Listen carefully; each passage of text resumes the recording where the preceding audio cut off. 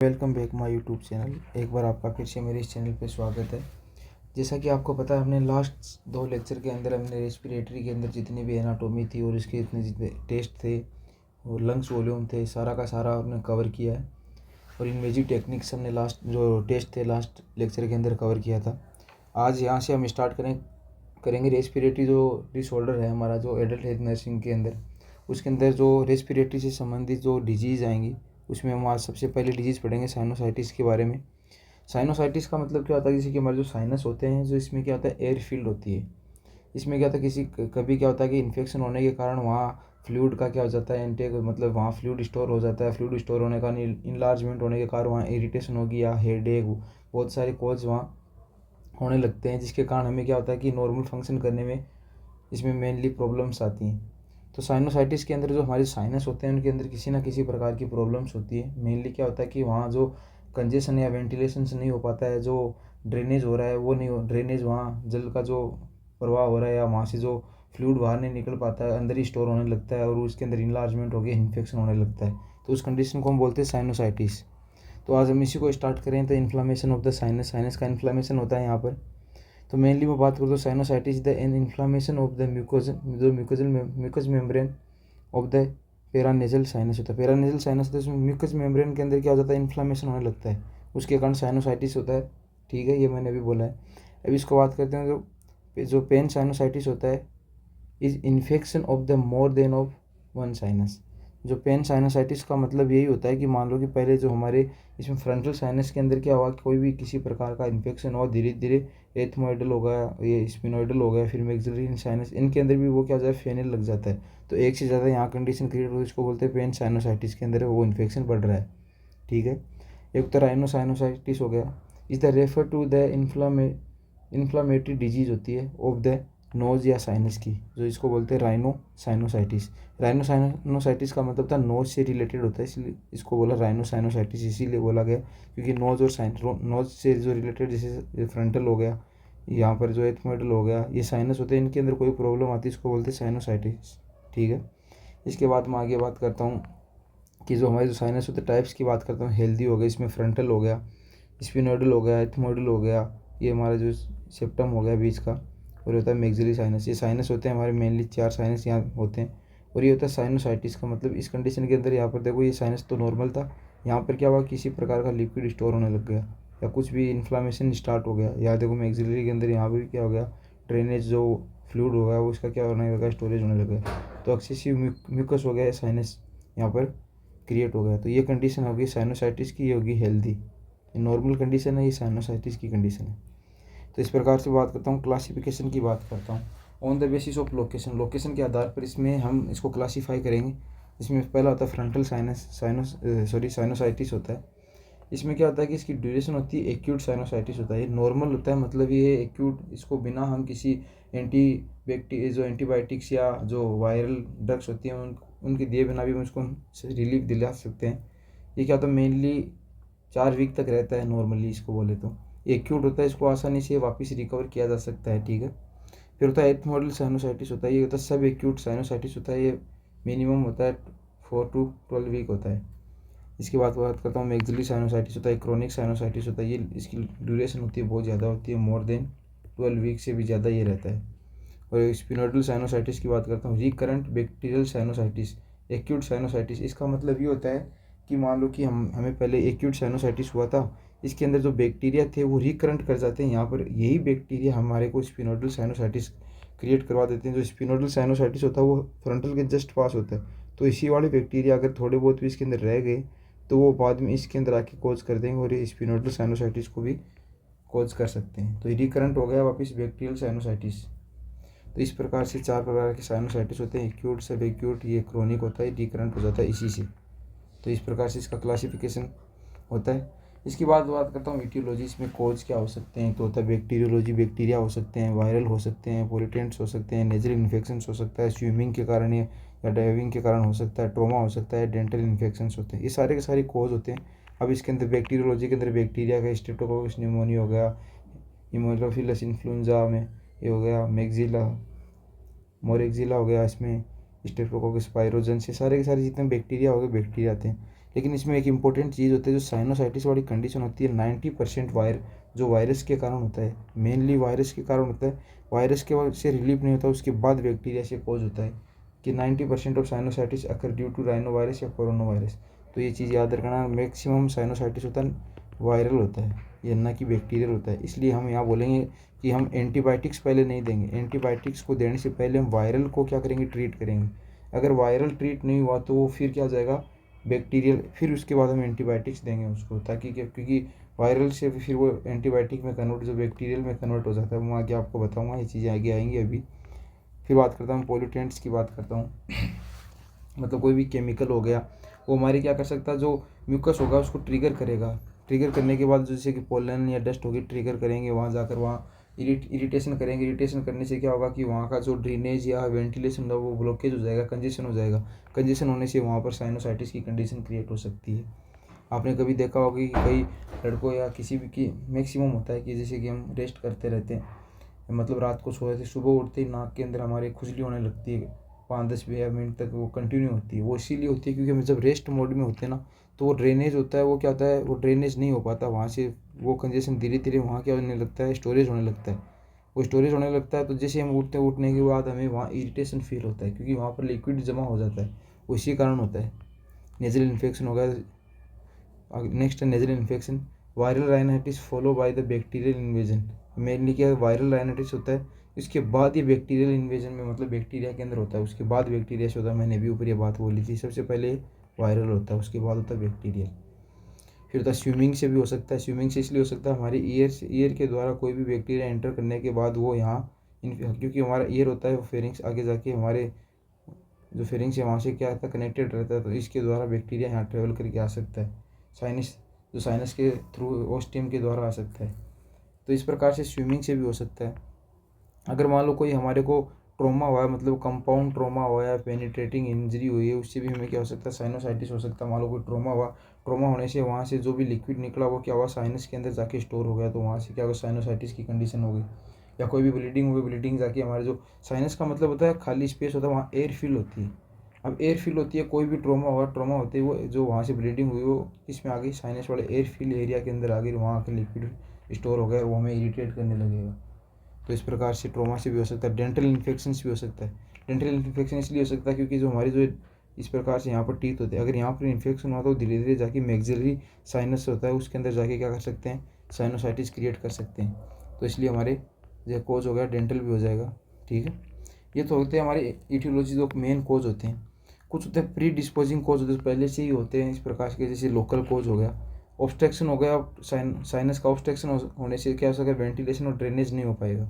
वो नहीं होगा तो इसमें एडिमा, ओस्टियम या ये हो गया पोलिनियो प्लाज्मा, डीएनएस, ये सारी कंडीशन इसके अंदर क्रिएट होंगी। Stasis of the secretion in nasal के केविटी, अगर इसके अंदर क्या होता है, लोकल होने के कारण कई बार क्या होता है कि हमारा जो सिक्रेशन होता है नेजल केविटी के अंदर ही रहे, मतलब ब्लॉक हो जाता है। वहाँ आपने फील किया होगा कि हमारा जो नोज में कभी कभी ऐसा लगता है, हेवी फील होता है। उसमें क्या होता है कि जो सिक्रेशन होता है वो हमारे नेजल केविटी के अंदर ही क्या हो जाता है, स्टॉप, मतलब स्थिर हो जाता है।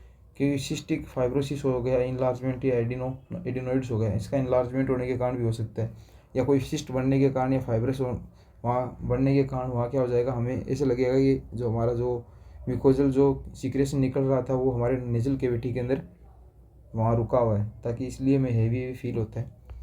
और कुछ कंडीशन से हो सकती है कि प्रीवियस, मतलब पहले का भी कोई हिस्टोरिकल साइनोसाइटिस हो सकता है, कि पहले भी कोई कंडीशन ऐसी क्रिएट हुई थी कि ट्रॉमा हुआ था पहले, तो पहले मेरे को साइनोसाइटिस हुआ था, फिर से हो गया, तो वो रिकरेंट हो सकती है वो कंडीशन, वहाँ से जहाँ से वो जो ट्रॉमा होने के कारण ब्लीडिंग हुई थी वो वापस भी हो सकती है। तो ये प्रीवियस कंडीशंस भी यहाँ देखने को मिल सकती है। फिर बात करता हूँ जनरल की, बात करता हूँ जनरल। यहाँ पर जो पहले के कुछ होते हैं, जैसे मान लो इन्वायरमेंटल होता है, कुछ लोगों में क्या होता है, कोल्ड या ये जो वेट क्लाइमेट में जाने पर भी क्या होने लगता है, एलर्जी फील होने लगती है। ऐसे लगता है कि मतलब फ्रंटल, मतलब जो हमारे फ्रंटल होता है, साइनस होता है, वहाँ पर हेवी फील होने लगता है, एथमोइडल। तो ये इन्वायरमेंटल भी होता है। एक होता है पूर जनरेशन हेल्थ होती है, मतलब कोई क्या होता है, न्यूट्रिशनल डिफिशियंसी होती है किसी के अंदर, उसमें भी देखने को मिल सकता है। किसी में क्या हो सकता है, एक्जेंथेमेटस फीवर होती है, इसमें क्या होता है, मेलियस हो गया, इसमें चिकन पॉक्स, ये सारी की सारी इस कंडीशन के अंदर भी क्या हो सकता है, साइनोसाइटिस की कंडीशन क्रिएट हो सकती है। तो ये हो गए हमारे प्री डिस्पोजिंग कोज हो गए। अब मैं तो फिजियोलॉजी की बात करता हूँ, किस प्रकार से होता है। पैथोफिजियोलॉजी का मतलब ये होता है मतलब कहाँ से एंट्री होने के बाद किस प्रकार से स्टार्ट होकर कब जाके साइनोसाइटिस होता है, पूरी पूरी पैथोफिजियोलॉजी के अंदर आता है। सबसे पहले बात करता हूँ, कोई एक्यूट इन्फेक्शन हुआ हमारे नेजल कैविटी के अंदर, कोई भी इन्फेक्शन इंटर किया है, बैक्टीरिया वायरल कोई भी वायरस इंटर करने के बाद हमें क्या होगा, सबसे पहले एक्यूट इन्फेक्शन स्टार्ट होगा। वो एक्यूट इन्फेक्शन में जैसे कोई भी वायरस हो गया, वो वायरस क्या करेगा, हमारी जो सीलिया होगी या एपिथीलियम, जो सीलेटेड एपिथीलियम होगी उसको क्या करेगा, डिस्ट्रॉय करेगा। डिस्ट्रॉय करने से क्या होगा, इम्पेयर ड्रेनेज फ्रॉम साइनस। अब इम्पेयर ड्रेनेज मतलब ड्रेनेज का मतलब जल प्रवाह बोलते हैं हिंदी में, मतलब जो वाटर होता है वो वहाँ से निकल नहीं पाएगा, इम्पेयर हो जाएगा। साइनस से वो जो लिक्विड था वो बाहर नहीं निकल पाएगा, क्योंकि यहाँ पर जो सीलिया थी वो क्या हो गई, डिस्ट्रॉय हो गई। तो वो बाहर नहीं निकलेगा तो वहाँ क्या कूलिंग मतलब एकत्र हो जाएगा, मतलब इकट्ठा हो जाएगा। इकट्ठा होने पर क्या हो जाएगा, स्टेनिंग हो जाएगी वहाँ एकत्र, और वहाँ ठहराव होने लगेगा, मतलब स्टोरेज होने लगेगा उसका। स्टेगनेशन मतलब वहाँ स्टोरेज होने लगेगा। उसके बाद क्या था, परसिस्टेंस इन्फेक्शन। तो एक्यूट था वो धीरे धीरे स्टोरेज, पहले क्या हुआ कि वहाँ इसका फंक्शन डिस्ट्रॉय हुआ, फिर इम्पेयर ड्रेनेज होने लगा, वाटर स्टोरेज होने लगा। स्टोरेज होने के बाद परसिस्टेंस क्या होने का, वहाँ इन्फेक्शन धीरे धीरे इन्फेक्शन बढ़ने लगेगा। अब म्यूकोजल चेंजेस आएंगे, लॉस ऑफ सीलिया, वहाँ पर क्या होगा कि ड्रेनेज होने गया, लिक्विड वहाँ फिल हो गया, तो वहाँ पर क्या होगा, जो सीलिया होता है उसका फंक्शन क्या हो जाएगा, फंक्शन नहीं कर पाएगी वहाँ सीलिया, फिर वहाँ एडिमा होने लगा, क्योंकि हमारे फिर फ्लूइड वहाँ क्या हो रहा है, स्टोर हो रहा है, और पोली फॉर्मेशन होगा, मतलब बहुत सारा इसके अंदर जो फ्लूइड का फॉर्मेशन होगा, बहुत सारा फ्लूइड का फॉर्मेशन होने पर लास्ट के अंदर जाके साइनोसाइटिस की कंडीशन क्रिएट हो जाएगी। इसको आप मेनली ये सीक्वेंस दिया गया है, इसे आप अपने स्तर पर भी लिख सकते हो क्यूटी, इसमें मेन चीज़ें आपको याद रखनी है, स्टेप बाइज स्टेप लिखना है, ठीक है। तो इस पर तो फिजियोलॉजी इस प्रकार से होती है। इसके बाद बात करता हूँ क्लिनिकल मैनिफेस्टेशन, मतलब साइन एंड सिम्टम्स की बात करता हूँ किस प्रकार से होता है। तो बात सबसे पहले था मैगजीनी साइनोसाइटिस हो गया। मैगजली के अंदर क्या होगा कि जो हमारे सबसे पहले जो अपर जा होती है ना, वहाँ पर पेन होना स्टार्ट होता है। तो ये साइन एंड सिम्टम्स हमें कंटिन्यू यहाँ पर परसिस्टेंस पेन हो रहा है 3-4 दिन से, तो हमें पता लगेगा कि यहाँ की साइनस के अंदर प्रॉब्लम हुई है। फिर फ्रंटल साइनोसाइटिस में फ्रंटल फोरहेड में होगा। एथमोइडल साइनोसाइटिस के अंदर क्या होगा कि जो नेजल ब्रिज होती है ना, जो हमारा जो नेजल ब्रिज होगा, इस प्रकार से नोज होगा, ये दोनों तरफ पाइज हो गए, तो नेजल ब्रिज के ऊपर यहाँ पर क्या होगा कि एथमोइडल साइनोसाइटिस के अंदर पेन होगा। फिर बात करता हूँ स्पिनोइडल साइनोसाइटिस की बात करता हूँ। स्पिनोइडल साइनोसाइटिस होता है इसमें the pain over the occipital and vertex. जो ऑक्सीपिटल जो हमारा पीछे जो हेड पीछे का पोर्शन था ऑक्सीपिटल भाग, वहाँ पर क्या होने लगता है, इसके अंदर पेन होने लगता है। ये सारे के सारे तो जो साइन एंड सिम्टम्स हैं कि इससे पता लगता है कि कहाँ पर पेन हो रहा है, जिस लोकेशन पे पेन हो रहा है वही क्या हो जाएगा, साइनोसाइटिस। अगर फोरहेड में हो रहा है तो फ्रंटल हो गया, अगर हमारे चिक पर हो रहा है तो मैक्सिलरी हो गया। इस प्रकार से हम इसको क्लासीफाई कर सकते हैं। फिर बात करता हूँ common sign and symptoms are, जिसमें अलग से फीवर हो गया, शोर थ्रोट हो गया, हेडेक भी हो सकता है, फेशियल पेन भी होगा, एंड प्रेशर जो मलेशिया ये भी इसमें देखा गया है। तो ये अदर साइन एंड सिम्टम्स हैं। मेनली तो इनसे पता लगता है, कन्फर्म तो इन्हीं से होता है, लेकिन ये भी अदर साइंस होते हैं। इन मोर एडवांस केस, और ज़्यादा एडवांस केस के अंदर सिम्टम्स होते हैं वो जैसे एनोजमिया हो गया, नेजल कंजेशन हो गया, डिस्चार्ज होने लगेगा, और हेलिटोसिस हो गया, मतलब बेड स्मेल होगी, इसमें बेड स्मेल होगी। एनोक्सिमिया का मतलब होता है हमारी जो स्मेल करने की जो सेंस होती है वो ख़त्म होने लगती है, मतलब हम किसी प्रकार की चीज़ की स्मेल नहीं ले सकते। इस कंडीशन में आपने देखा होगा कि नॉर्मली हमें जुकाम होती है तो हमें किसी चीज़ का, अब हम हमारे सामने कोई खाना ला के रख देंगे और बहुत सीवियर हमें साइनोसाइटिस हो रखा है, तो उस टाइम हमें उस खाने की खुशबू का भी पता नहीं चलेगा कितनी अच्छी खुशबू आ रही है कि नहीं आ रही। तो इस प्रकार से ये कंडीशंस क्रिएट हो सकती है, और इससे बेड स्मेल आने लगेगी। हमारी ब्रीथ के अंदर जैसे हम सांस लेंगे तो उसमें बेड स्मेल आने लगेगी। इन सीवियर केस के अंदर, मतलब एडवांस जो केस होते हैं उनकी बात कर रहा हूँ। इसके बाद बात करता हूँ डायग्नोसिस, किस प्रकार से हम इसको डायग्नोस कर सकते हैं। तो डायग्नोसिस की बात करूँ तो इसमें कहता है history taking and physical examination करूँगा।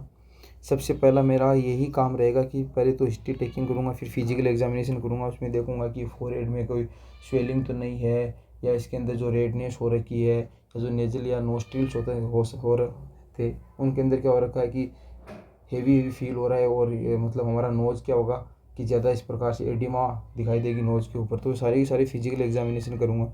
उसके बाद उसमें सीबीसी करवाऊँगा, सीटी स्कैन करेंगे, फिर साइनस रेडियोग्राफी एंड शो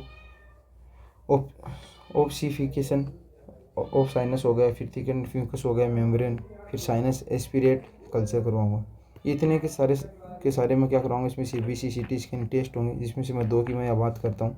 कि सबसे पहले बात करता हूँ जो ये सिटी स्कैन करवाऊँगा। सिटी स्कैन के अंदर क्या होगा कि इसमें क्या होगा, जैसे नॉर्मली हम कंपेयर करेंगे, कंपेयर करने पे क्या होगा जैसे कि हमारा दोनों के दोनों मैक्सिलरी साइनस थे। जो ब्लैक वाला आपके दिखाई दे रहा है ये एयर है, ठीक है, ये नॉर्मल था, लेकिन धीरे धीरे यहाँ पर और नीचे नीचे वाला पोर्शन यहाँ धीरे धीरे क्या हुआ, इन्फेक्शन स्टार्ट होने लगा। तो साइनस इन्फेक्शन स्टार्ट हो रहा है, धीरे धीरे होता तो पूरा का पूरा यहाँ इन्फेक्शन फैल गया, एयर क्या हो गई, रिमूव हो गई, यहाँ पर कोई लिक्विड स्टोर हो गया। ये हमारी आइज़ है, ठीक है, इसमें सिटी स्कैन के अंदर इसी प्रकार से दिखाई देती हैं। अब यहाँ पर ये वाला पोर्शन आपको इसमें सिटी स्कैन देखोगे तो पता चल जाएगा। तो हम इसलिए कन्फर्मेटिव डायग्नोसिस करने के लिए या कंफर्म करने के लिए हम क्या करेंगे, सिटी स्कैन करेंगे। फिर एक होता है साइनस रेडियोग्राफी। अब रेडियोग्राफी करेंगे तो रेडियोग्राफी का इस प्रकार से आएगा, ये नॉर्मली इस प्रकार से जो ब्लैक ब्लैक दिखाई दे रहा है, तो इससे हम पता चल जाएगा कि यहाँ पर फ्लूइड का क्या हो रखा है, स्टोर हो रखा है या ड्रेनेज प्रॉपरली नहीं हो पा रहा है। तो इस प्रकार से दोनों हम टेस्ट कर लेंगे इसके अंदर, ताकि हमें कंफर्म पता चल जाए कि इसके अंदर साइनोसाइटिस की कंडीशन क्रिएट हो रखी है। तो ये हमारे डायग्नोसिस थे, क्लासिफिकेशन हमने पढ़ लिया, और ये साइन एंड सिम्टम्स हो गए, फिर तो फिजियोलॉजी हो गई हमारी। इसके बाद मैं बात करता हूँ मेडिकल मैनेजमेंट। अब ये अगर एक कंडीशन क्रिएट हो गई तो मेडिकल मैनेजमेंट क्या होगा। अब ये treatment depend on the how long off condition last. तो इसके अंदर मतलब ये जो हमारा ट्रीटमेंट होता है वो कंडीशन के अकॉर्डिंग दिया जाएगा कि कितने टाइम से हमारे को साइनोसाइटिस की कंडीशन हो रखी है। इसको क्लासिफिकेशन के आधार पर हमने देखा था उस प्रकार से कि ये 4 वीक है, 4 वीक से ज़्यादा है, 12 वीक से ज़्यादा है, उस प्रकार से क्रोनिक हो गया, मैक्सिलरी हो गया, स्पिनोइडल हो गया, कौन सी कंडीशन है उसके आधार पर ट्रीटमेंट देंगे। Most acute case resolve without treatment, मैंने बोला भी था उसी टाइम पर, आप पीछे बैक करके देख लेना। मैंने बोला था कि जो एक्यूट केस होते हैं वो विदाउट ट्रीटमेंट के भी दे सकते हैं, मतलब किसी प्रकार की एंटीबायोटिक या वायरल जो टेबलेट्स है उनको दिए बगैर भी हम क्या कर सकते हैं, उसका ट्रीटमेंट कर सकते हैं। In most of the sinusitis antibiotics are not recommended. और मैंने ये चीज़ भी बोली थी, अगर साइनोसाइटिस हुआ है तो उसको हम सबसे पहले एंटीबायोटिक नहीं देंगे, क्योंकि ये वायरल कॉज हो सकता है। मैंने बोला था ऊपर 90% जो साइनोसाइटिस होता है मेनली क्या होता है, वायरल होता है। तो यहाँ एंटीबायोटिक्स हम पहले ही नहीं देंगे, पहले हम वायरल, अगर ये है तो वायरल उसके अकॉर्डिंग हम ट्रीटमेंट करेंगे। राइनो वायरस है, किसी के कारण भी हुआ है, उसका ट्रीटमेंट करेंगे। अगर मोर देन 7 से 10 डेज तक ये चलता है उसके बाद हम एंटीबायोटिक देंगे, पहले एंटीबायोटिक भी नहीं देंगे। तो ये मेडिकल मैनेजमेंट होते हैं। फिर तो सिम्टोमेटिक ट्रीटमेंट देंगे, इस गिवन द पेशेंट को सिम्टोमेटिक क्या देंगे, ट्रीटमेंट देंगे। अब ट्रीटमेंट के अंदर किस प्रकार से देंगे, अब देखना भाई, इसमें सारी बातें आएंगी जो मैंने अभी बोला है। साइनोसाइटिस अगर डेवलप हुआ है तो कॉम्प्लिकेशंस ऑफ वायरल, ये वायरल कॉम्प्लिकेशंस है अपर रेस्पिरेटरी ट्रैक की, मतलब जो हमारा अपर रेस्पिरेटरी ट्रैक है उसके अंदर जो साइनोसाइटिस कंडीशन क्रिएट हुई है उसका मेन कॉम्प्लिकेशन है हमारा वायरल इन्फेक्शन, इसके कारण ये क्रिएट होता है। इन मोस्ट केस के अंदर ये राइनो वायरल इनलेस improve within the 7 days. 7 days के ये राइनो वायरस के कारण हुआ तो 7 डेज के अंदर अंदर वापस ही इम्प्रूव हो जाएगा, रिलीफ मिल जाएगा। क्योंकि वायरल होते हैं वो नॉर्मली 5 to 7 डेज तक इनका इफेक्ट रहता है, उसके बाद धीरे धीरे ये नॉर्मल सही होने लगते हैं। Therefore a bacterial sinusitis, अगर bacterial sinusitis the required persistent मतलब continue symptoms for longer 10 days, अगर 10 दिन से लंबे समय से मतलब 10 डेज तक अगर इसके जो साइन एंड सिम्टम्स आ रहे हैं तो उसमें क्या हो जाए, बैक्टीरियल साइनोसाइटिस क्रिएट हो जाएगा। उस कंडीशन में हम क्या करेंगे, 7 to 10 डेज के अंदर अगर हम ये सिम्टम्स देख रहे हैं, वॉचफुल हो गया बिफोर द एंटीबायोटिक्स देने से पहले भी साइन एंड सिम्टम्स आ रहे हैं तो हम प्रिस्क्राइब करेंगे the regional signs symptoms in most patient resolve without the use of the antibiotics. तो इसके अंदर क्या करेंगे, बिना हम एंटीबायोटिक्स इसको क्या करेंगे, रिसोल्व करने की कोशिश करेंगे पहले, अगर नहीं होगा तो उसके बाद हम इसको एंटीबायोटिक्स देंगे। ठीक है, इस पॉइंट में यही है जो ऊपर वाली बात की गई। फिर बात करो treatment of the symptoms with, अगर मान लो कोई ट्रीटमेंट आ रहा है कि साइनोसाइटिस की कंडीशन क्रिएट हो रही थी और एनाल्जेसिक सिम्टम्स आ रहे थे तो उसको पेन किलर दे देंगे। अगर एंटीबायोटिक्स आ रहा है, फीवर आ रहा है तो उसको हम एंटीबायोटिक्स दे देंगे। फिर डीकंसिस्टेंट हो गया, इसमें क्या हो जाएगा, ये क्या ड्रॉप्स होती हैं। अगर मान लो कि हमारा जो हम आपने ये फील किया होगा नॉर्मली कि जो साइनोसाइटिस या नॉर्मल जो कोल्ड होती है उसके अंदर क्या होता है कि हमारा एक तरफ का नोज क्या बंद हो जाता है, एक तरफ ओपन रहता है, या कई बार दोनों बंद हो जाते हैं सीवियर कंडीशन के अंदर। उस टाइम हम तो जाइलोमेटाजोलिन या नेजल ड्रॉप्स होता है उनका यूज़ करेंगे, वो हम नोज के अंदर डालेंगे ताकि हमें रिलीफ मिले। These are the use to reduce करेगी, नेजल एडिमा को रिड्यूस करता है। Are the perform as the initial treatment of the management, initial treatment के लिए ज़रूरी है। इसके बाद बात करता हूँ एंटीहिस्टामिन देंगे उसको। अगर कोई भी एलर्जी हो रही है तो एंटाहिस्टामिन देंगे, म्यूकोलाइटिक एजेंट्स देंगे, मतलब म्यूकस को क्या करेंगे वहाँ से हटाने के लिए म्यूकोलाइटिक एजेंट्स देंगे। स्टीम इन्हेलेशन करवाएंगे, अगर हमारा नाक बंद होता है नॉर्मली हम घर में ये करते भी हैं कि स्टीम देंगे। स्टीम देने से क्या होगा, वहाँ जो ब्लड सर्कुलेशन बढ़ेगा, ब्लड सर्कुलेशन बढ़ने से क्या होगा कि हमारा जो एडिमा या कंजेशन हो रखा है वो क्लियर हो जाएगा।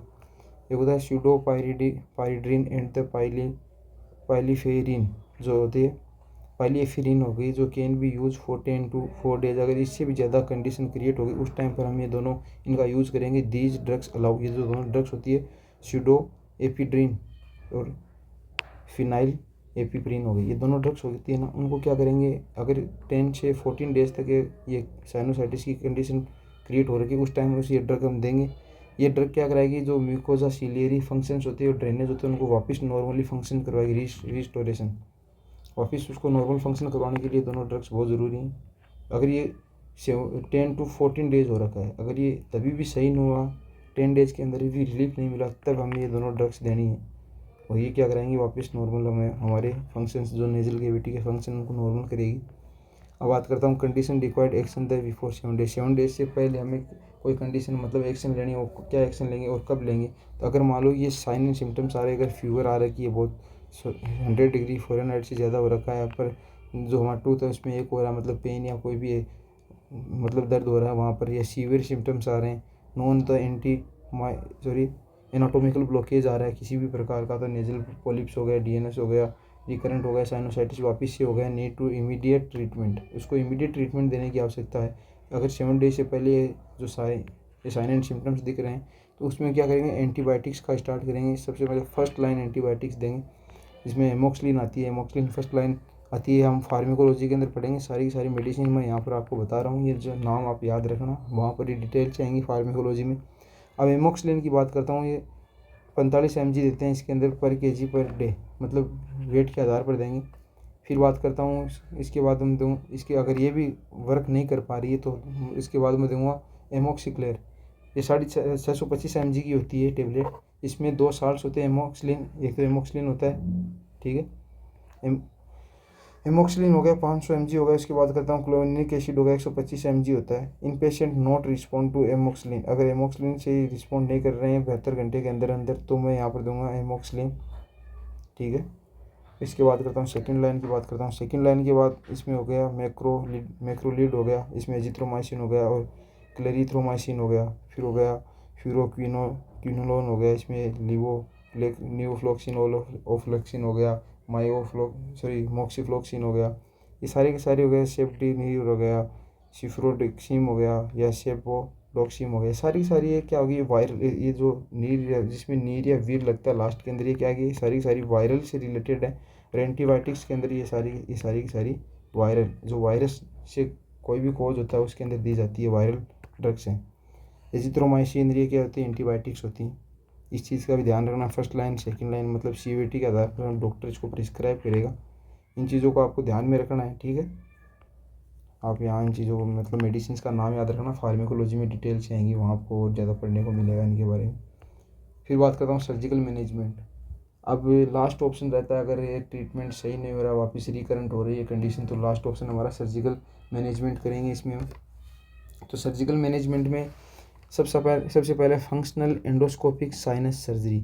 इसमें क्या करेंगे, इसे सर्जरी करके उस साइनस को वहाँ से हटा देंगे एंडोस्कोप के द्वारा, मतलब एक एंडोस्कोप वहाँ इंसर्ट करवाएंगे नेजल कैविटी के द्वारा और वहाँ से उस साइनस मतलब उस पोर्शन को वहाँ से हटवा देंगे। The main object of the functional endoscopic sinus surgery होती है टू द रीएस्टेब्लिश करती है, वापस रीएस्टेब्लिश करवाती है साइनस वेंटिलेशंस को, मतलब जो वहाँ से जो लिक्विड या जमा हुआ है उस इस मेथड के द्वारा उसको प्रॉपरली पूरा क्लीन करते हैं, बाहर निकालते हैं, ताकि वापस वेंटिलेशन हो और म्यूकोसिलियरी क्लियरेंस हो, मतलब वहाँ से वापस उसका फंक्शन स्टार्ट हो जाए, इसलिए हम सर्जरी करते हैं। स्मॉल फाइब्रोटिक एंडोस्कोप्स होते हैं, उसमें क्या होता है, are the passed through the nasal cavity, ये नेजल कैविटी के द्वारा यहाँ से इसको पास करेंगे। जो फाइब्रस एंडोस्कोप होता है उसको हम नेजल कैविटी के द्वारा इसको इंसर्ट करवाएंगे, इंसर्ट करवाने के बाद मतलब साइनस तक इसको क्या करें, नेजल कैविटी के द्वारा ले जाएंगे और इसको वहाँ से वो ड्रेनेज था या जो फ्लूइड था उसको बाहर निकालेंगे। अलाउ द डायरेक्ट विजुअलाइजेशन, उसका डायरेक्ट विजुअलाइजेशन करेंगे एंडोस्कोप के द्वारा। Sinus in the order remove जो डिजीज टिश्यू थे उनको रिमूव करेंगे, इनलार्ज ऑफ साइनस ओस्टिया, और इनलार्जमेंट हुआ था साइनस ओस्टिया का, इसमें से डिजीज जो क्या थे टिश्यू थे उनको वापस बाहर निकालेंगे। Possible complications include nasal bleeding हो सकती है, पेन हो सकता है, स्क्लेयर बन सकते हैं, फॉर्मेशन स्क्लेयर का फॉर्मेशन होते हैं, हमारे कॉम्प्लिकेशंस देखने को मिलेंगे। आफ्टर जो ये टेस्ट करने फंक्शनल एंडोस्कोपिक साइनस सर्जरी करने के बाद हम इसका जो नेजल की पैकिंग करेंगे insert the minimum nasal bleeding, ताकि कम से कम ब्लीडिंग हो। जो ये टेस्ट दिया गया इसकी मैं यहाँ इमेज लेके आया हूँ। ये एंडोस्कोप होता है, हम नेजल कैविटी के द्वारा हमारे जो साइनस के पास साइनस तक ले जाएंगे और वहाँ से क्या करेंगे, इसको पास आउट कराएंगे वापस, मतलब बाहर यहाँ से निकालेंगे, ठीक है। और इससे क्या हो जाए रिकरेंट हो जाएंगे, वापस फंक्शन रीस्टेब्लिश करवाएंगे फंक्शंस को।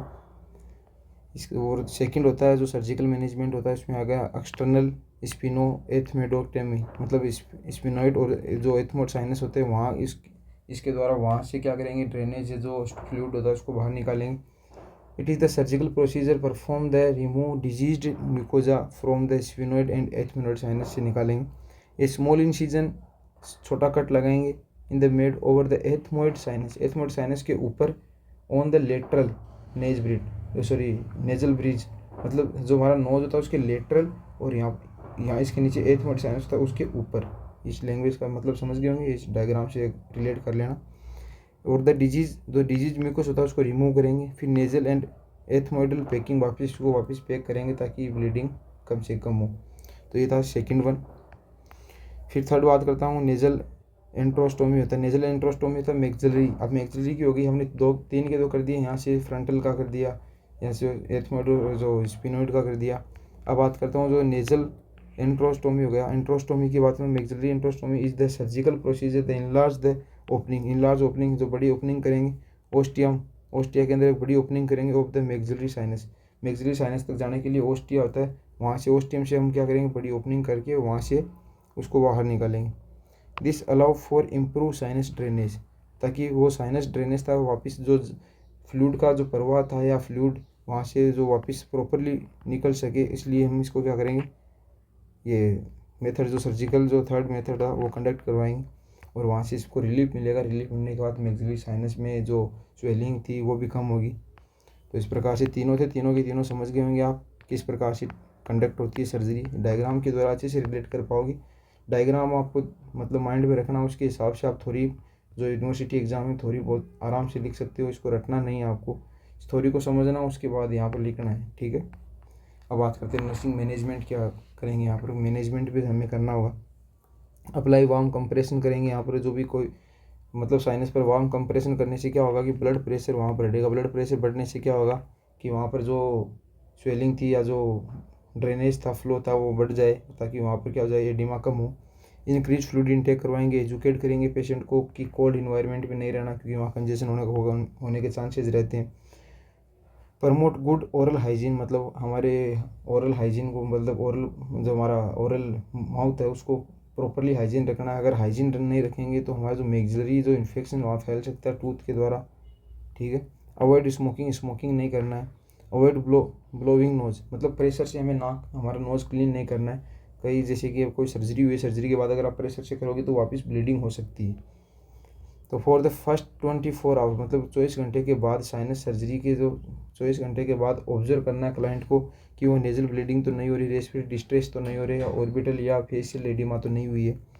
फिर बात करेंगे एक्सप्लेन द क्लाइंट तो engage in the minimum physical exercise, तो उसको बोलेंगे कि कम से कम एक्सरसाइज करनी, ज़्यादा एक्सरसाइज नहीं करनी है, हेवी एक्सरसाइज तो स्ट्रेनस एक्टिविटी नहीं करनी है। उसको teach the client to sneezing only the mouth, मतलब माउथ को ओपन करके स्नीज करना है, मतलब छींकना है, नोज से हमें छींक नहीं लेनी, वरना वहाँ प्रेशर पड़ने से वो ब्लीडिंग वापस स्टार्ट हो सकती है। नेजल सेलाइन होते हैं कुछ जो स्प्रे आते हैं, वो क्या करते हैं 3 से 5 दिन के बाद, जो सर्जरी के बाद हम क्या करेंगे, वहाँ की जो म्यूकोजा को मॉइस्ट बनाए रखने के लिए जो नेजल सेलाइन स्प्रे आते हैं वो उनको स्टार्ट करेंगे, ताकि जो हमारा म्यूकोजा लेयर थी अंदर वाली वो क्या रहे, मॉइस्ट रहे। नेजल जो ड्रिप पैड होते हैं नेजल ड्रिप पैड्स होते हैं, वो क्या करते हैं टेप्ड बीनेथ, मतलब नीचे नेरीज, हमारे जो नोस्ट्रिल्स होते हैं उनके नीचे लगाने हैं, ताकि वहाँ से कोई ड्रेनेज या कोई भी फ्लूइड जो बाहर निकल रहा है वो ऑब्जॉर्व हो सके साइनस सर्जरी के बाद, ठीक है। आपको कॉम्प्लिकेशंस भी देखने को मिलेंगे। सबसे पहले मैंने स्टार्ट करते बताया था पेन साइनसाइटिस होगी। इसमें क्या होगा कि इसमें मोर देन 1 साइनस मतलब 2 या 3 से ज़्यादा साइनस का इन्फेक्शन होता है। मिडल एयर इन्फेक्शन हो सकता है, मैंने बताया था कि मिडल एयर के द्वारा बैक्टीरिया एंटर कर सकता है। फेरेंजाइटिस, लेरेंजाइटिस या ट्रेकियो फिर ब्रोंकियाटिस भी हो सकता है। ये और ये हो गया P orbital and orbital cellulitis हो गया। इसमें आई आउटसाइड आई के जो हमारे आउटसाइड में भी क्या हो सकता है, इन्फेक्शन हो सकते हैं। फिर हो गया ओस्टियोमाइलाइटिस हो गया ऑफ द एक्जिला के अंदर मतलब अस्थि मज्जाकरण बोलते हैं जिसको हिंदी में, वो हो सकता है एक्जिला में। एग्रीवेशंस ऑफ अस्थमा, यहाँ पर अस्थमा हो सकता है। मिशेल एंड पाइसेल मतलब पस फॉर्मेशन करवाने वाले, और मिकोसा, ये भी यहाँ पर कॉम्प्लिकेशंस हो सकते हैं। तो आई थिंक यहाँ तक आपको समझ में आया होगा। एक बार आप इस चैप्टर को बढ़िया से कंसंट्रेशन बना के पढ़ना है ताकि आपको डिजीज़ आपको क्लियर हो। फिर आपको इसको बुक से रेफरेंस लेके पढ़ना है ताकि कंपेयर करके पढ़ोगे तो बहुत अच्छा समझ में आएगा। और मैंने मैक्सिमम पूरा का पूरा यहाँ पर मैंने कवर करवाया, कोई भी चीज़ ऐसी नहीं छोड़ी है कि यहाँ पर मतलब आपको समझ में नहीं आए। अगर आप बुक पढ़ोगे तो बुक के अंदर आपको कोई प्रॉब्लम नहीं आएगी। अगर कोई चीज़ की प्रॉब्लम आती है तो प्लीज़ कमेंट करना ताकि उस चीज़ का भी हम सॉल्यूशन कर पाएँ। और आई थिंक यहाँ तक आपको समझ में आएगा। हम एक लेक्चर में एक ही डिजीज़ कवर करेंगे ताकि सेपरेट वीडियोस रहें, और किसी भी स्पेसिफिक डिजीज़ को पढ़ना हो तो सेपरेट वीडियो में प्रोवाइड किया है। जैसे कि मैं 2 या 3 से डिजीज़ यहाँ पे कवर करवा सकता हूँ, लेकिन फिर किसी को अगर वो डिजीज़ पढ़नी हो तो उसमें प्रॉब्लम आती है अगर एक ही वीडियो के अंदर ढूंढने के अंदर, तो इसलिए हम हर एक वीडियो के अंदर एक ही डिजीज़ कवर करेंगे। तो आई थिंक यहाँ तक आपको अच्छे से समझ में आएगा। Thank you. और प्लीज़ आप कमेंट करके कोई डाउट पूछ सकते हो, और चैनल को भी प्लीज़ सब्सक्राइब करें ताकि और अच्छे में मेरे को भी मोटिवेशन मिले। और मेरे पढ़ाने में भी कोई अगर आपको प्रॉब्लम्स आ रही है किसी चीज़ से कि ये चीज़ समझ में नहीं आ रही, इस चीज़ को चेंज करना है, तो वो भी प्लीज़ आप कमेंट में बताएं ताकि मैं इन चीज़ों में इम्प्रूव कर सकूँ। फीडबैक बहुत ज़रूरी है इस चीज़ फील्ड के अंदर। टीचिंग के अंदर जब तक फीडबैक नहीं आएगा तब तक इसमें इम्प्रूव नहीं हो पाएगा, क्योंकि मैं तो कंटिन्यू इसी चीज़ से पढ़ाता रहूँगा। जब तक मुझे फीडबैक्स मिलेंगे उसके बाद ही मैं इम्प्रूव कर पाऊँगा। तो प्लीज़ फीडबैक कमेंट में ज़रूर देना एक बार, अगर ये लेक्चर आपने पूरा कंप्लीट देखा है तो। Thank you.